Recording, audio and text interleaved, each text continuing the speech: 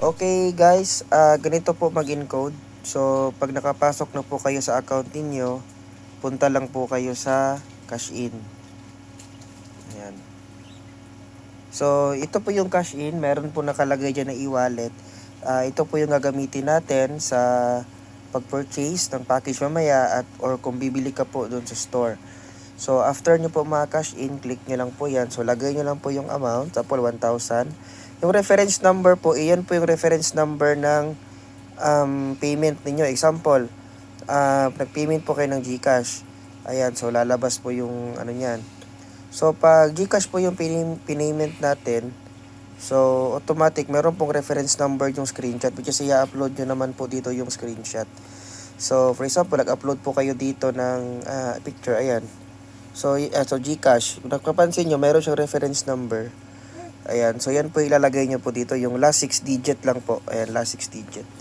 Okay, so lagyan mo natin ng 1, 2, 3, 4, 5, 6. So, ayan, confirm natin. Kailangan po, lalabas po itong script na successful yung transaction. Okay. After that, pag na-confirm na po ng admin, magkakaroon na po ng wallet yung account niyo. So, punta naman tayo sa purchase package. Ayan. So, pwede kayo mag-purchase ng isa, dalawa, tatlo. Depende po kung ilan po yung kailangan ninyo or yung laman ng wallet ninyo. So, click nyo lang po yung purchase. Ayan. So, after that, punta na naman kayo sa package code. So, ayan, dito lalabas yung mga code. Click nyo lang po yung copy. Ayan. Then, punta po kayo sa genealogy. Ayan po yung genealogy.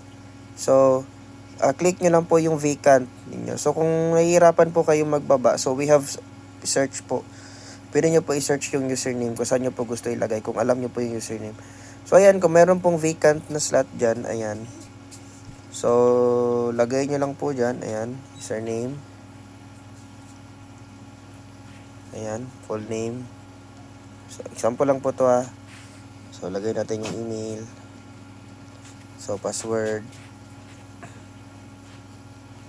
Ayan. So, ito po i-package. Kung meron pong ganyan yung system ninyo, pero kung wala, i-leave mo lang.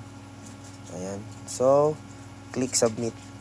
So, pag na-click nyo na po yung register, submit, meron pong lalabas na script na registered success. Ibig sabihin na encode na po yung inyong downlines or yung invite po ninyo.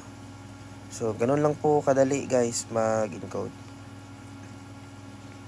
Okay, so yun lang guys, and God bless po sa inyo, sa mga viewers po natin dito. Ayan. So, if you have some question, just comment below the video para magawan din po natin ng video. So, yun lang, and God bless po.